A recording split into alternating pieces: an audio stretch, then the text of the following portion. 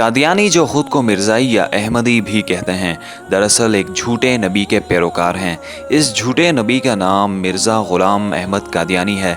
इसके नाम की निस्बत से इसके पैरोकार कभी खुद को कादियानी कहते हैं, कभी अहमदी तो कभी मिर्ज़ाई। मिर्ज़ा ग़ुलाम अहमद कादियानी बरे सग़ीर पाक व हिंद में अंग्रेज़ों का नस्ली वफ़ादार और एक शैतान सिफ्त इंसान कुत्ता था। इसके आबा व अजदाद ने नस्ल दर नस्ल मुसलमानों के ख़िलाफ़ साजिशें करने में बरतानवी अंग्रेज़ों की मदद की। ये वो बदबख्त जमात है जो अक़ीदा ख़त्म नबूवत सल्लल्लाहु अलैहि वसल्लम का वाज़ेह मुनकर है।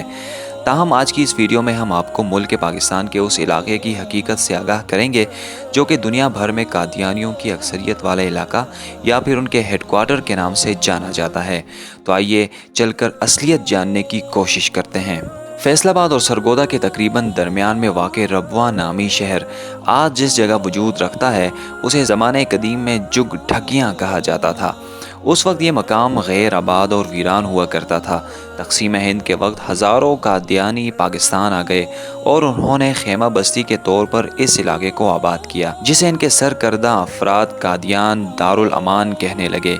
यह भी एक तल्ख़ हकीकत है कि पाकिस्तान के पहले वज़ीर ख़ारजा सर ज़फ़रुल्लाह ख़ान भी अक़ीदे के एतबार से कादियानी थे, जिनकी सरतोड़ कोशिशों से इस इलाके में 1034 एकड़ ज़मीन खरीदी गई, जिसे कादियानियों के सरबराहों के हवाले किया गया। 1948 में इस जगह की खरीदारी के साथ इस जगह का नाम तब्दील करके रबवा रख दिया गया। 1948 में ही एक और पाबंदी भी आयद की गई कि कोई मुस्लिम इस इलाके में ज़मीन खरीद कर घर तामीर नहीं कर सकता।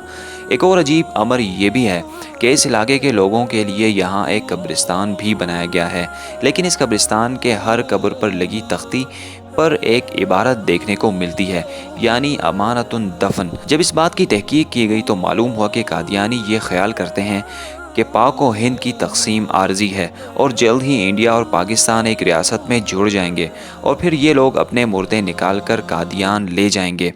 एक बात यहाँ बताते चलें कि कादियान इंडिया का एक बहुत बड़ा शहर है जहाँ कादियानियों के बाप दादा रिहाइश पजीर हुआ करते थे। आज भी इस अक़ीदे के हामिल एक बड़ी तादाद वहाँ पर आबाद है। नाज़रीन ग्रामी, ताज़ा तरीन मालूमात के मुताबिक इन लोगों ने किसी भी ख़तरे के पेश नज़र रबवा के इर्द गिर्द इलाकों में बस्तियों का क़याम अमल में लाना शुरू कर दिया है। अहमद नगर के नाम से मंसूब किए जाने वाला इलाका भी इन काफिरों का एक गढ़ बन चुका है। अहमद नगर को मिर्ज़ा मसरूर अहमद के फार्म हाउस की वजह से भी जाना जाता है, जो कि उस दौर में मिर्ज़ा ग़ुलाम अहमद कादियानी की नुमाइंदगी करने में मसरूफ़ थे। इतलात के मुताबिक करीब के इलाकों में धड़ाधड़ ज़मीनें खरीदने का सिलसिला भी जारी है। हमारे मुस्लिम भाई ज़्यादा पैसों की लालच में कादियानियों को ज़मीनें बेचने की वो गलती कर रहे हैं जो फ़लस्तीन के मुसलमानों ने यहूदियों को पनाह देकर की थी। बाद अज़ा उन्हीं यहूदी कुव्वतों ने यहाँ मुसलमानों पर अरसे हयात तंग कर दिया और आज भी वो खित्ता हालत जंग में है। दोस्तों, महल वक़ूअ के एतबार से भी ये रबवा शहर काफ़ी अहमियत का हामिल है। इसके 3 अतराफ पहाड़ और एक सिम दरिया मौजूद है। एक इंकशाफ ये भी सामने आया है कि रबवा में खुले मैदानों को कंक्रीट से तैयार किया गया है और ऊपर मिट्टी डालकर इसे आम निगाहों से छुपाने की कोशिश की गई है। इसका मकसद ये है कि इसे बवक्त ज़रूरत बतौर एयरपोर्ट भी इस्तेमाल किया जा सकता है। इसकी एक असल वजह यह भी है कि दरियाई रास्ते के ऊपर बना पुल यहाँ की आमद व रफ्त का वाहिद ज़रिया है जिसकी मदद से इस गांव तक पहुंचा जा सकता है। अगर इस पुल को तबाह कर दिया जाए तो तकरीबन पूरे पाकिस्तान का इस इलाके से दाखिली रास्ता कट सकता है। इसके अलावा लम्हा फ़िक्रिया ये भी है कि इस्लामाबाद की एक मैगज़ीन ने हाल ही में ये दावा किया है कि रबवा की 300 ख़वातीन इसराइली फ़ौज का हिस्सा हैं। यही नहीं, 600 मर्द हजरात भी इसी कश्ती के मुसाफिर हैं, यानी पूरा शहर ही जंगी तरबियत लेने में मसरूफ़ है, जो कि आगे जाकर पाकिस्तान समेत किसी भी मुस्लिम ममालिक के लिए संगीन ख़तरे की सूरत में सामने आ सकता है।